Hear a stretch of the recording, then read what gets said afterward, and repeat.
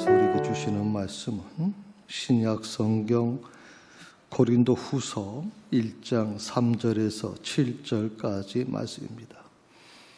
제가 갖고 있는 성경에는 285면이 됩니다.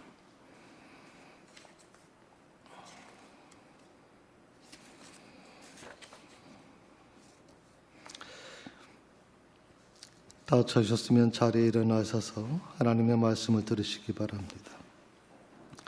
찬송하리로다. 그는 우리 주 예수 그리스도의 하나님이시요 자비의 아버지시요 모든 위로의 하나님이시며 우리의 모든 환난 중에서 우리를 위로하사 우리로 하여금 하나님께 받는 위로로서 모든 환난 중에 있는 자들을 능히 위로하게 하시는 이시로다.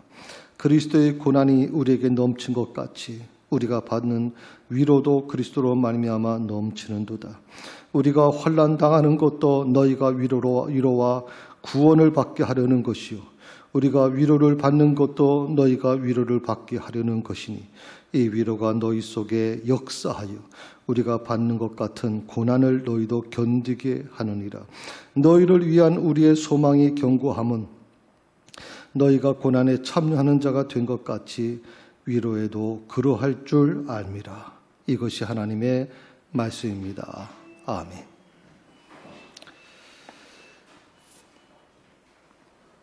오래전에 제가 한번 말씀을 드린 것 같은데 예화 때 잠깐 사용했던 예화인데 리셋 증후군이라고 하는 말씀을 한번 드린 적이 있습니다. 리셋 증후군이라고 하는 거 그 인터넷 나무 위크라고 하는 그 사전을 찾아보니까 이렇게 얘기를 하죠. 컴퓨터에 문제가 생겼을 때 리셋 버튼을 누르듯이 현실에서도 리셋을 할 수 있다고 착각하는 증상이다. 이렇게 얘기를. 컴퓨터를 다룬 세대들 같은 경우는 이게 너무 익숙해진 겁니다. 리셋이라고 하는 것이. 그래서 컴퓨터를 하다 보면 갑자기 컴퓨터가 멈추기도 하고 또 게임을 열심히 했는데 그 게임에서 잘 진행이 안 되는 겁니다. 그래서 게임에 지기도 하죠. 그렇게 되면 어떻게 합니까? 다시 리셋 버튼을 누르면 처음으로 다시 또 돌아온다는 것이죠. 그러면 처음부터 다시 시작할 수 있다 하는 그런 내용이죠. 문제는 뭐냐면 그게 무슨 컴퓨터를 하면서 이루어지는 것은 괜찮은데 이것이 현실화됐을 때 문제가 되는 겁니다. 이것을 현실과 이런 사이버상의 어떤 그런 개념을 이해하지 못했을 때 아주 심각한 문제가 일어날 수밖에 없습니다. 얼마 전에 뉴스에 나온 얘기죠. 촉법 소년이라고 하는 참 우리 잘 모르는 분도 많이 있죠. 촉법 소년이라고 하는 게 뭐냐면 10살부터 14살까지 해당하는 나이가 되면 비록 형사적인 어떤 잘못을 했다 할지라도 그 아이를 처벌할 수 없다라고 하는 미성년이라고 하는 개념을 설명하는 겁니다. 과거에는 이런 부분에 있어서 충분히 이해가 될 수 있었는데 이번에 한 4명의 청소년들이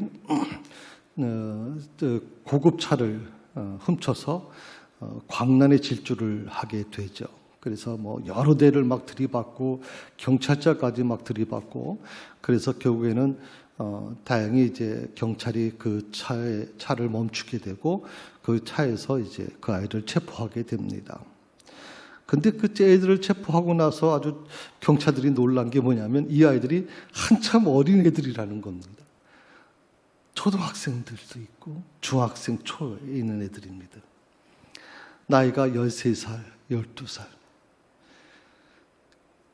지금의 법으로는 이 아이들을 벌 줄 수가 없는 겁니다. 죄를 물을 수가 없는 거죠.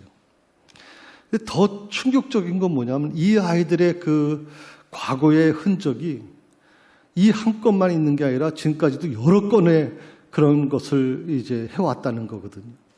나이가 촉법 소년이라는 것 때문에 걸려도 죄를 묻지 않는다는 것 때문에 수없이 이런 일들을 저지른다.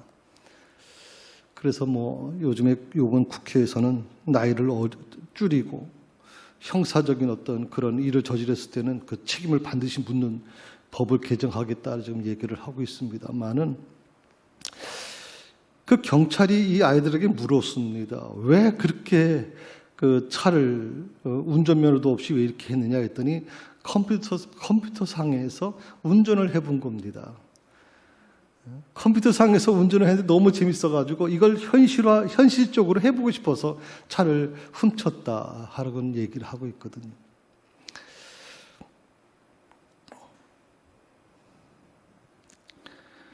리셋 버튼. 다시 잘못된 것이 있으면 다시 누르면 처음으로 돌아간다라고 하는 이 사고가 현실 속에서 굉장히 위험을 줄 수 있다고 생각하는 거죠. 저는 혼자 이런 생각을 좀 해봤습니다.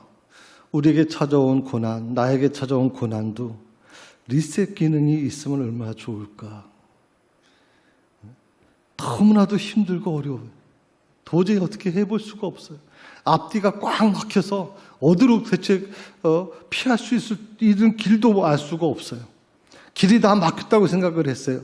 그럴 때 리셋 버튼 누르면 다시 처음으로 돌아가면 얼마나 좋을까 생각을 하지만 안타깝게도 우리 인생은, 우리 삶에는 리셋 버튼이 없어요.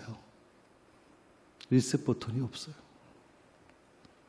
그래서 고난과 싸우고 있는 성도들을 바라볼 때 참 목사로서 마음이 굉장히 아플 때가 많아요. 새벽에 기도할 때마다 그 마음, 그 아픔이 느껴지고 제 안에 전달되어지는 것을 경험할 때가 있습니다. 바닥에 유리 그릇을 떨어뜨리면 어떻게 될까요? 그 유리 그릇은 아주 산산조각으로 깨지게 됩니다. 그런데 똑같은 물건인데 공을 떨어뜨리게 되면 어떻게 될까요? 깨지지 않습니다. 오히려 땅에 부딪히고 나서, 바닥에 부딪히고 나서 튀어오르게 되죠. 성도는 어떤 사람일까? 하나님 믿는 사람들은 어떤 삶을 사는 사람들일까 생각해 봤습니다. 어떻게 보면 성도라고 하는 하나님을 믿는 사람들은 유리 조각처럼, 유리 그릇처럼 깨지는 존재가 아니라 공처럼 떨어졌다가도 다시 튀어오른 존재가 아닐까 생각을 해봤습니다. 그게 하나님 믿는 사람들의 모습이 아닐까. 우리가 이 세상에 하나님 모르는 사람들처럼 유리 그릇처럼 떨어져서 깨져버리고 아무것도 할 수 없는 존재라면 얼마나 비참한 사람일까. 그러나 우리는 그렇게 깨져서 끝나는 인생이 아니라 다시 튀어오르는 그런 삶을 사는 주인공들이다. 전 그렇게 믿고 있습니다. 오뚜기는 다시 일어서게 됩니다. 넘어져도 수없이 일어납니다. 그 이유가 뭡니까? 오뚜기 밑에 무게의 중심의 축이 있기 때문에 그렇습니다. 그래서 넘어져도 역시 그 또다시 원점으로 돌아오게 되는 것이죠. 우리 삶에 있어서 마음의 중심에 하나님이 있는 사람은 넘어질 수는 있습니다. 아무리 열심히 우리가 기도를 하고 아무리 열심히 믿음 생활을 하는 사람이라 할지라도 이 세상에서 고난을 겪을 수 있습니다. 그러나 다시 일어날 수 있는 거죠. 그게 차이가 있는 거죠. 말씀이 있는 사람, 그 사람은 넘어지지만 다시 일어나게 됩니다. 주변 사람들을 한번 생각해 보십시오. 다른 사람들은 다 멀쩡한, 요즘에 다들 코로나 때문에 힘들다, 사업하기 힘들고, 장사하기 힘들고, 전부 다 힘들다고 얘기하는데, 내가 옆에 어느 한 가게를 보게 되면 저 사람은 코로나 시대인데도 불구하고 전혀 그런 힘든 걸 모른단 말이죠. 오히려 그 어려울 때 더 잘 되고 있는 모습을 보게 될 때가 있어요. 아무 문제나 걱정 없이 행복한 것처럼 보이게 돼요. 그리고 늘 우리 자신에게 이렇게 물어요. 왜 하나님 나만 힘든지 모르겠어요. 내가 뭘 잘못했나요 대체? 왜 내게 이런 시련과 고난을 주시나요? 라고 우리는 그렇게 스스로를 묻게 되죠. 그리고 이렇게 생각을 합니다. 하나님께서 나에게만 관심이 없는 것 같은 생각이 들 때가 있죠. 그러나 그렇지는 않습니다. 누구에게나 인생에는 고난이 있습니다. 성경에 있는 그 많은 인물들을 보시게 되면 그 인물들 속에는 겉으로 화려했던 것 말고 그 안에 정말 감당할 수 없는 고난 가운데 있었던 모습들을 우리는 종종 보게 됩니다. 그 중에 대표적인 사람, 오늘 우리가 읽은 이 본문의 말씀에 있는 사도 바울이라는 사람입니다.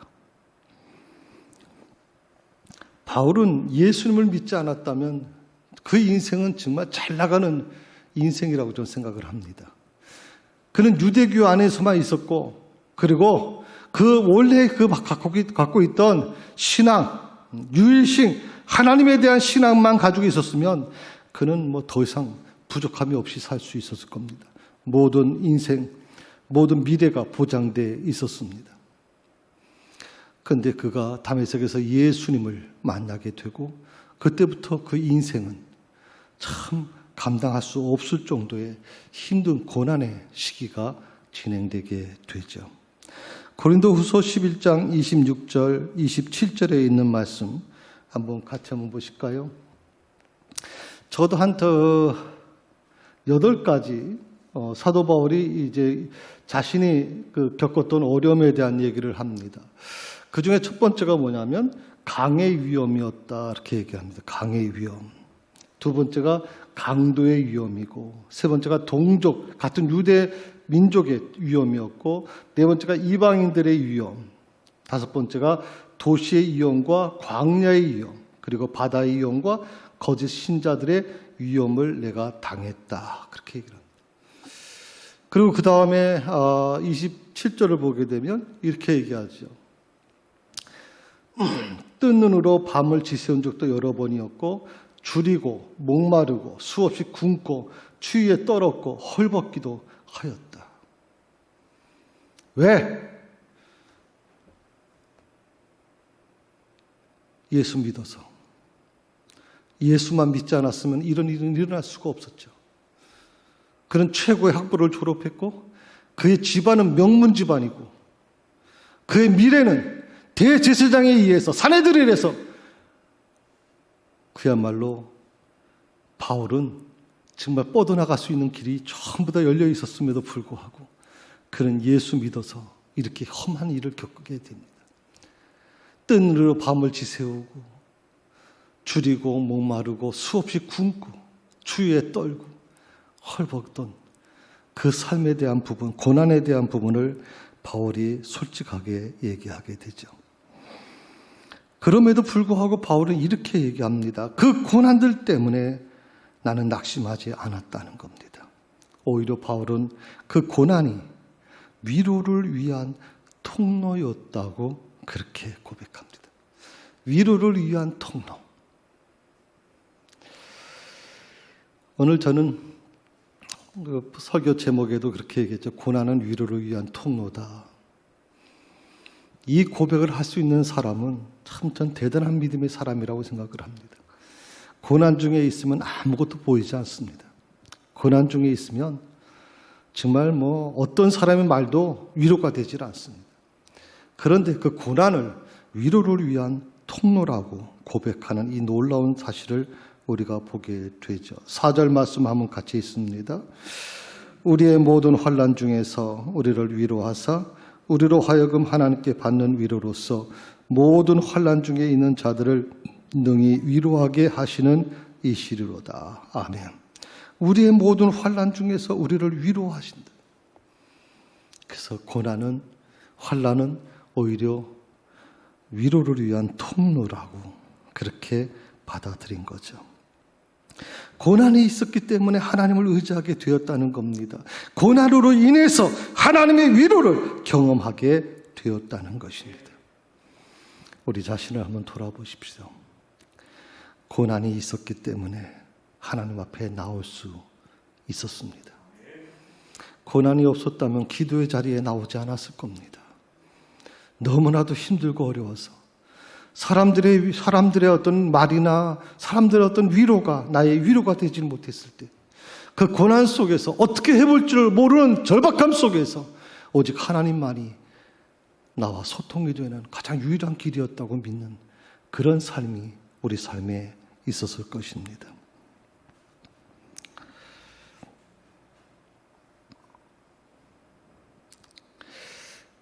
하나님이 택한 사람들의 그 신앙은 어떻게 다시 회복될까? 선생님 혼자 한번 묵상을 해봤어요. 하나님이 택한 사람들, 다시 말하면 예수 믿는 사람들의 정말 신앙은 어떻게 해야 회복되는 것인가? 한 3가지로 저는 그렇게 생각을 했어요. 첫 번째가 뭐냐면 하나님이 그들의 고난을 해결해 주셔서 회복되었는가라고 물어요. 고난이 해결되면, 문제가 다 해결되면, 돈 문제든 뭐 건강의 문제든 그게 해결되면 그때부터 정말 내 신앙이 더 회복되고 더 좋아지는 것인가? 아무리 생각해봐도 그건 아닌 것 같아요.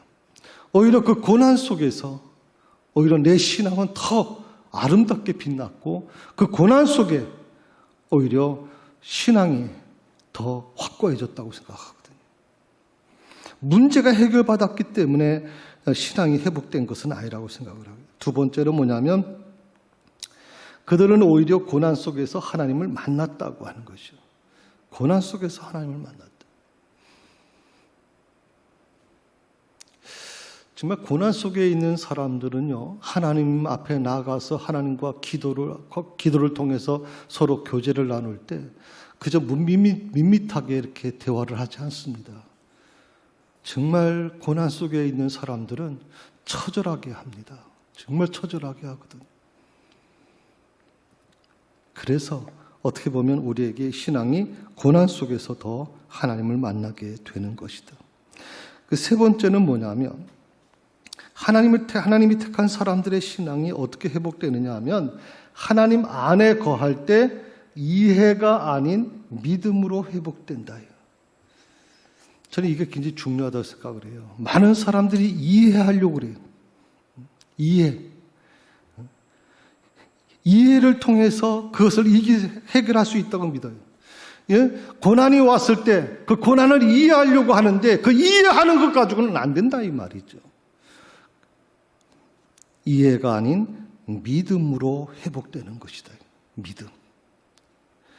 아마 이것을 여러분 경험해 보지 못하는 사람은 이해를 잘 못할 수 있어요. 근데 항상 이 부분, 이해가 아닌 믿음으로 이루어진다 하는 것을 기억하시면 좋겠습니다. 그러므로 정답을 구하는 삶을 살려고 하지 마십시오. 정답을 구하는 삶. 우리가 항상 학교에서 보통 시험을 볼 때 사지선다형이 있든지 아니면 뭐 주관식을 하든지 정답이라는 게 있습니다.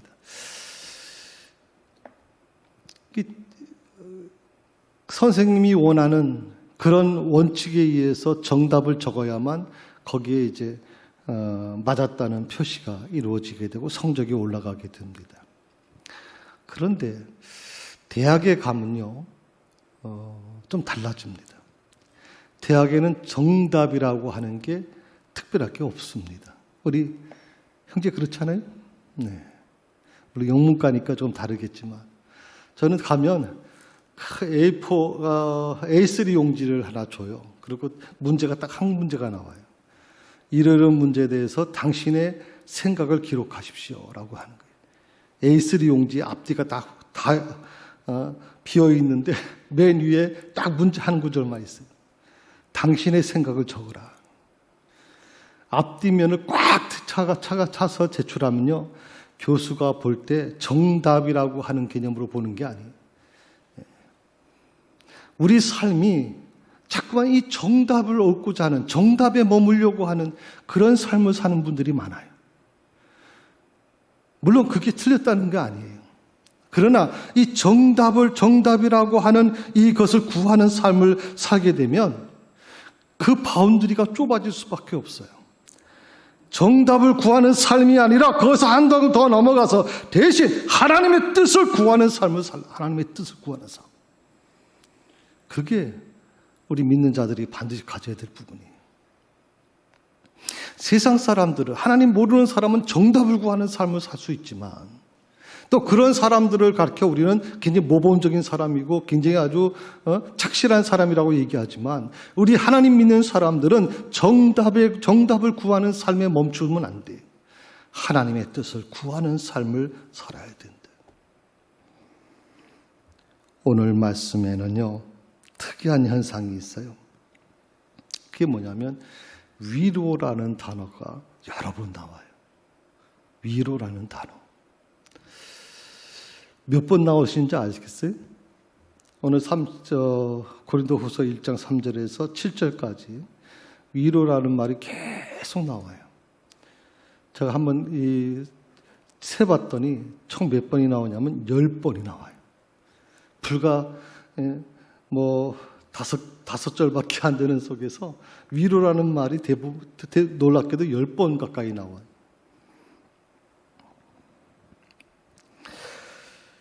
대체 무슨 일이 있었던 것인가?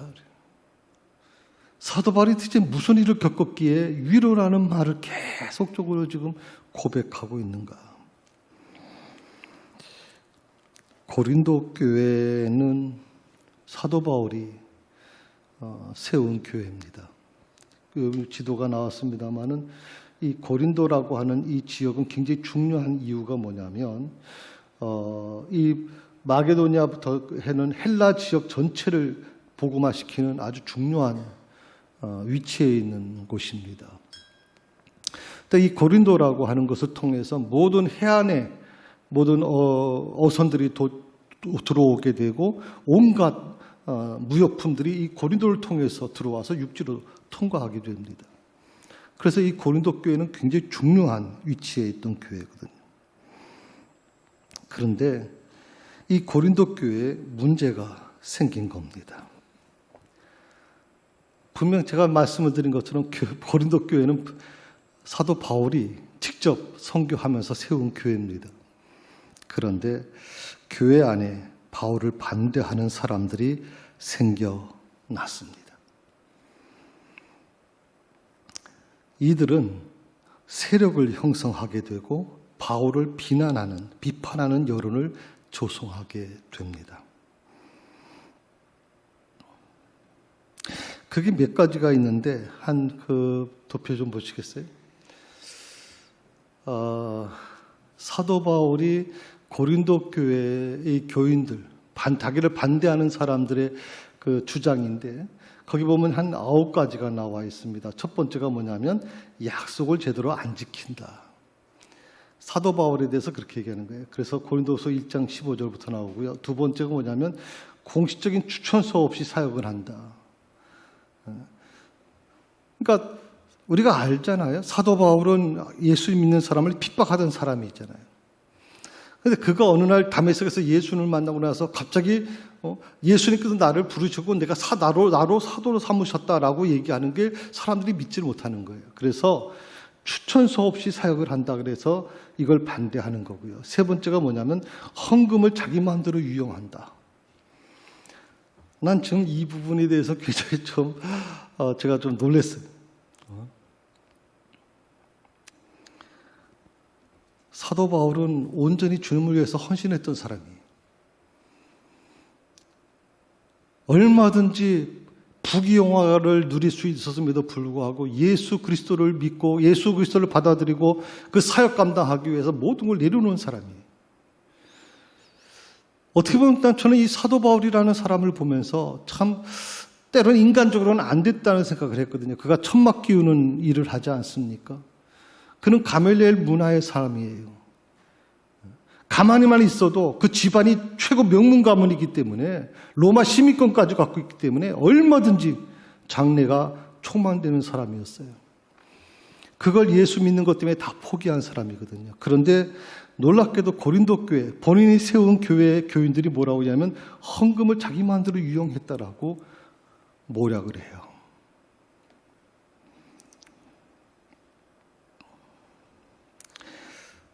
네 번째로, 아마 사도 바울이 굉장히 힘들었을 거라고 저는 생각을 해요. 굉장히 이걸 받아들이고. 네 번째로 뭐냐면, 대면하여 볼 때에는 유순한데, 떠나 있을 때는 과격하다. 성격 가지고 또 따지기 시작해요.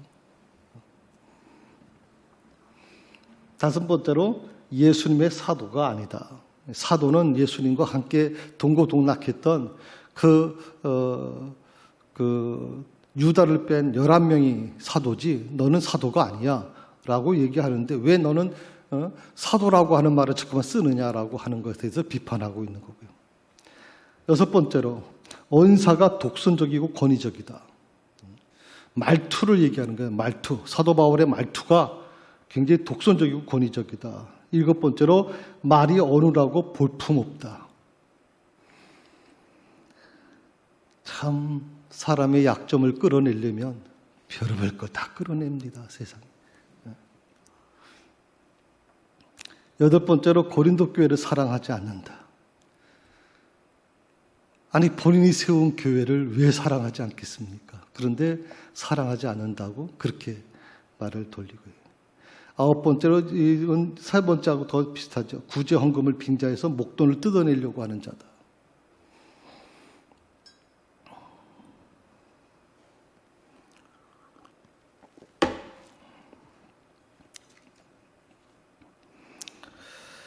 오늘 저는 이 바울의 모습을 보면서 이 9가지 바울이 공격받았던 내용을 가만히 지켜보다가 이런 생각을 좀 해봤어요. 오랜 시간 동안 제 마음 한구석에 남아있던 의문이 있었어요. 그건 뭐냐면, 왜 내가 이 어려움 속에 어려움을 겪어야만 할까? 왜 새사랑교회가 이 어려움 속에 있었어야만 하는가 하는 물음이었어요. 잘못한 것이 있어서 잘못한 것에 대한 비난을 받는 것은 얼마든지 할 수 있지만 왜 새사랑교회와 왜 내가 이 일의 중심이 되어야 되는가에 대한 여러 가지 혼란스러운 부분이었어요. 특히 이 돈 문제에 대한 부분은 사도 바울도 물론 그랬겠지만 저 역시 목사 안수를 받으면서 이 모든 명예와 돈 문제를 다 하나님께 포기하겠다고 서원했던 사람이거든요. 오직 말씀만 붙들고 영혼만 사랑하고 가겠다고 서원 기도를 했던 사람이란 말이죠. 그래서 제가 지금까지 살아온 걸 보면 저는 지금 누구보다도 저는 가장 정직하게 살아왔다고 생각을 했거든요. 그런데 제가 저를 비난했던 사람들 중에는 굉장히 돈 문제에 대해서 비난을 많이 했어요. 목사가 교회 돈을 가지고 유용했다느니 별별 얘기가 다 흘러나오고 그래요. 이 지역에 있는 분들이요, 이 새사랑교회가 굉장히 부자교회인 줄 알아요. 그래서 우리 교인들도 아마 밖에 나가서 많이 들으셨을 거예요. 새사랑교회는 굉장히 부유한 교회다, 부자교회다, 그렇게 얘기를 많이 들었을 겁니다. 저는 우리 새사랑교회가 굉장히 가난한 교회였거든요. 건물만 있을 뿐이지 저희 교회 1년 재정, 여러분 주보에 다 보셨겠지만 교회 재정이 정말 열악한 교회입니다. 교인들한테 부담을 지우지 않기 위해서 최선을 다한 교회거든요. 그런데 왜 하필이면 이 돈 문제, 재정 문제에 대한 부분 때문에 공격을 받고 교회가 그런 모함을 써야 되느냐. 이런 마음을 제가 갖게 됐어요. 내가 가장 자신 있다고 생각했던, 그 누구 앞에 나가서도 나는 이 부분에 대해서만은 정직하고 하나님 앞에 자신 있다고 얘기했던 그것을 하나님이 치셨는가? 그것을 낮추라고 하는 것인가? 그거를 지금 제가 이 사도 바울의 이 모습을 보면서 겪게 됩니다. 사도 바울이 얼마나 힘들었으면요, 고린도 후서가 13장이거든요. 그 13장 중에서 자그마치 7장을 할애해서 자기의 사도직을 변호하고 있어요. 생각해 보세요. 13장의 이 고린도 후서의 그 장수 중에 7장, 절반을 놀랍게도 자기가 왜 사도였는지를 설명하기 위해서 할애하고 있다는 거예요. 그만큼 사도 바울은 너무나도 감당하기 힘든 충격을 받은 거예요. 충격을 받은 거예요. 바울은 큰 위기감을 느끼게 되죠. 그리고 이들을 설득하기 위해서 편지를 보냅니다. 근데도 해결되질 않아요. 그래서 사도 바울은 직접 고린도 교회를 방문해서 자기를 반대하는 그런 사람들을 만납니다. 그리고 설득시킵니다. 그런데 놀랍게도요, 바울에 대한 이 비난이 수습되기는커녕 바울이 직접 가서 설득했음에도 불구하고 오히려 더 사태가 악화되었다는 것입니다. 바울은 정말 참담한 심정으로 눈물로 편지를 씁니다. 우리가 지금 고린도 후서 바로 앞에 있는 16장 10절에 보게 되면 이런 말이 있어요. 디모데가 이르거든 너희는 조심하여 해서 디모데를 먼저 파송하거든요. 같은 목회자 아닙니까? 같은 부목사격인데 디모데를 먼저 보냈는데도 불구하고 수습이 안 되는 거예요. 수습이 안 돼. 그래서 최종적으로 오늘 바울이 선택한 것은 디도라고 하는 평신도를 그곳에 보내게 됩니다. 디도가 어떤 사람이냐 한번 보실까요? 안 나오나요? 디도라고 하는 건 디도 유수도라고 하는 이름으로 쓰여지게 되는데 고린도 교회가 시작할 때 물론 그 교회를 세운 사람은 사도 바울이지만 그 교회를 세우기 위해서 첫 예배를 드리고 자기 집을 제공한 사람이 누구냐면 바로 디도라는 사람이에요. 그러니까 디도의 집에서 교회가 시작된 거예요. 고린도 교회가. 그래서 바울은 고민 끝에 디도, 자기 집을 들여서 교회를 세운 그 자기 집 터에 교회를 세운 바로 이 디도를 보내게 되죠. 참담한 심정으로 눈물로 편지를 써서 그것을 디도편에 보냅니다. 여기서 디도의 역할이 아주 눈부시는 것을 보게 돼요. 디도가 고린도 교회를 찾아가서 한 일은 세 가지입니다. 조금 전에 말씀드렸지만 디도는 이 고린도 지역이 자기 고향입니다. 그리고 고린도 교회 교인들의 대부분이 디도와 연관이 되어 있는 친척이나 아니면 그 지역의 친구들이나 주변의 사람들입니다. 너무나도 잘 알고 있는 사람들이거든요. 그런 디도가 와서 이 고린도 교회 성도들, 사도 바울을 반대하는 사람들에게 세 가지를 부탁을 합니다. 처음에가 뭐냐면 바울의 그 눈물의 편지를 고린도 교인들에게 전해 줍니다. 바울이 직접 전했을 때는 읽지도 않던 사람들이 놀랍게도 디도가 주는 이 편지를, 바울의 편지를 읽기 시작을 합니다. 두 번째로 교인들에게 바울의 진심을 전해줍니다. 바울은 그런 분이 아니다. 세 번째로 바울에 대한 교인들의 오해를 모두 풀어줍니다. 놀랍잖아요.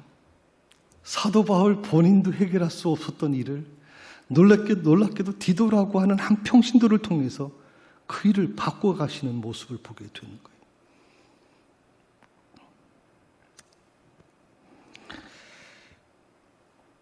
그런데 한편으로 보면 저는 이 바울을 이 설교 준비하면서 바울을 좀 다시 한번 보게 됐어요. 그게 뭐냐면 제가 알고 있던 이 바울은 대단한 분이죠. 어느 정도입니까? 그가 눈이 그 안지를 안고 있어서 그 안지를 눈을 닦기 위해서 썼던 그 수건을 가져다가 본인이 아니죠. 그 바울을 추종하는 사람들이 가져다가 죽은 자 위에 얼굴에 올려놨을 때 죽은 자가 살아나는 기적까지 일으키는 사람이거든요. 상상을 초월하는 사람이 보통 인간이 아니죠. 사도 바울은. 하나님께서 그를 쓰실 때 아주 위대한 사람으로 쓰셨거든요. 전 세계를 복음화시키는 아주 가장 중요한 역할을 그에게 맡겼기 때문에 그렇습니다. 그렇게 되면 우리는 어떻게 생각하냐면, 제가 이 믿음 설교를 지금 94번째 하고 있습니다만은, 믿음에 대한 가장 어떻게 보면 중심에 있는 사람이 바로 이 바울이라는 사람이에요. 그런데 이 바울이 디도편의 편지를 보낸 이후에 모습이 어땠느냐? 디도편의 이 편지를 보내고 나서, 자기의 그 눈물을 쓴 편지를 보내고 나서는 하나님께 감사하는 마음을 가지면서 좀 편안해야 되잖아요. 이제 하나님께서 해결해 주실 거야. 걱정할 거 없어. 그런데 성경을 보게 되면 사도 바울이 극도로 불안해하고 초조해했다고 그렇게 기록되어 있어요. 아니, 그 위대한 바울도 디도편의 편지를 보내고 나서도 끊임없이 불안해하고 초조해했다.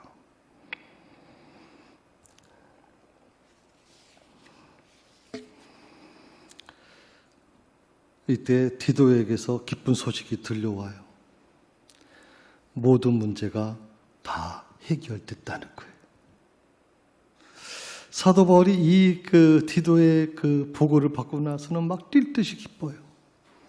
그 마음을 짓누르던 모든 근심과 걱정이 봄눈 녹듯이 다 사라져 버려요.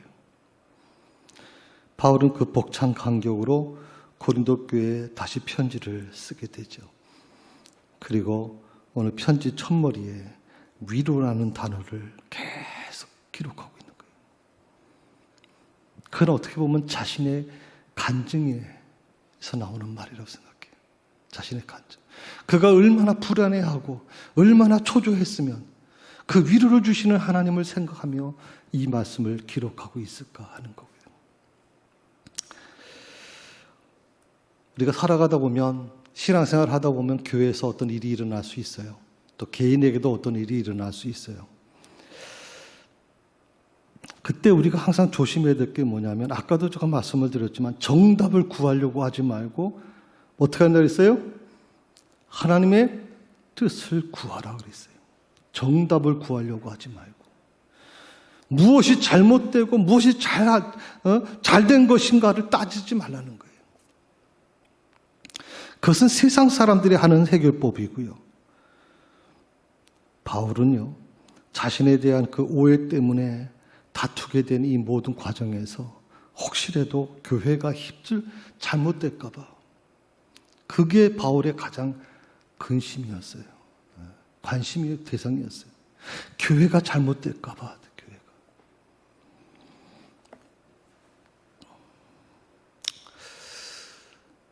한편으로 제 마음속에도 이런 생각이 들었어요.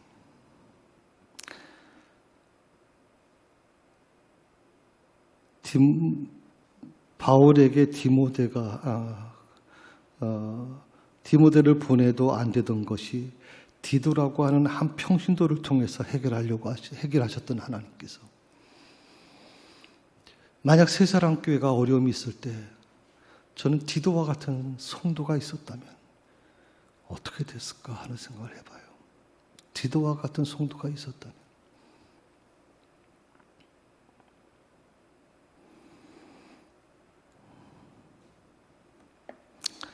지나간 과거지만 전 앞으로 우리 새사랑교회, 하나님께서 이 디도와 같은 역할을 할 수 있는 사람들을 많이 보내주실 거라고 믿습니다. 오늘 7절의 말씀을 한번 보실까요? 같이 읽어봅니다. 너희를 위한 우리의 소망이 견고함은 너희가 고난에 참여하는 자가 된 것 같이 위로에도 그러할 줄 알미라. 아멘. 바울이 말하려고 하는 것이 무엇입니까? 자신이 고난을 당하고 있는 이유를 설명해 주려고 하는 것입니다. 바울은 자신이 고난을 당하고 있는 이유를 이렇게 설명합니다. 나와 같은 고난을 당하는 자들에게 위로를 주시기 위한 하나님의 선물이다. 나와 같이 고난을 당하는 자들, 고난 속에 있는 자들에게 위로를 주시기 위한 하나님의 선물이 되기 위해서 내가 대신 고난을 받고 있다라고 그는 그렇게 고백하고 있어요. 오늘 이 말, 바울의 이 고백을 그냥 단순히 이성으로 이해하려고 하면 이해할 수가 없어요. 죽었다 깨어나도 이성으로 이해할 수가 없어요. 아까도 말씀드렸지만 이해가 아니라 믿음으로 나아가야 된다. 그래서 이해가 아니라 믿음. 교회에서 문제가 있고 여러분 개인의 삶 속에 문제가 있을 때 그것을 이해로만 고정되어 있으면, 이해에서 멈추게 되면 아무것도 해결되질 않아요. 믿음으로 나아가야 된다. 그래서 바울은 이렇게 얘기합니다. 고난을 당한다고 말하지 않습니다.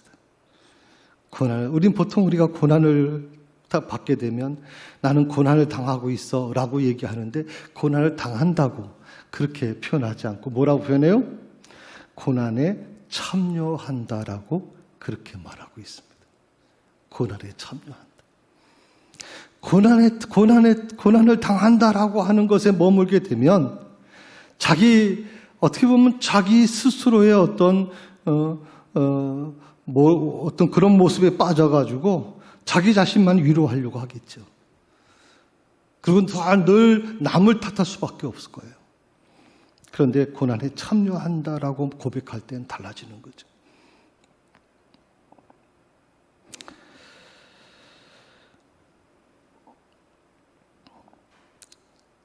하나님이 허락하신 고난 가운데 있으시나요? 고난을 당하는 자가 아닌 고난에 참여하는 자로 살아갈 수 있기를 바랍니다. 고난을 당한 자에서 머물지 마시고 고난에 참여하는 자가 되는, 지금 내가 겪고 있는 고난이 있다면 그 고난을 통해서 하나님의 위로와 복음이 전해지기를 주의 이름으로 축원드립니다. 기도하십시다. 주님, 나에게 허락하신 이 고난들을 그냥 흘려버리지 않게 하시고 믿음으로 고난에 참여하는 자가 되게 하여 주옵소서. 저에게 믿음의 용기를 주시고 고난의 회전문을 돌고 도는 자가 아닌 출구를 향해 발을 내딛는 삶으로 저희를 인도해 주시옵소서. 예수님의 이름으로 기도드립니다. 아멘.